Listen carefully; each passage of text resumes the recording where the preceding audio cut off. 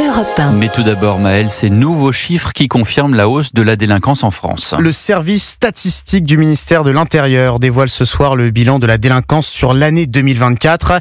Jean-Baptiste Marty, au regard de ces chiffres et à l'heure où la lutte contre le narcotrafic est érigée en priorité absolue par les autorités, on constate une forte hausse du nombre de délits liés aux stupéfiants. Effectivement, c'est la hausse la plus significative de tous les délits. La consommation de drogue augmente de 10% par rapport à 2023. Le trafic, lui, c'est plus 6% avec un pic cet été pendant les Jeux Olympiques, plus 41% de l'usage des stupéfiants en juillet par rapport au même mois de l'année précédente. Le ministère de l'Intérieur l'explique notamment par la forte mobilisation des forces de l'ordre pendant les JO avec des contrôles renforcés et des zones plus touchées que d'autres.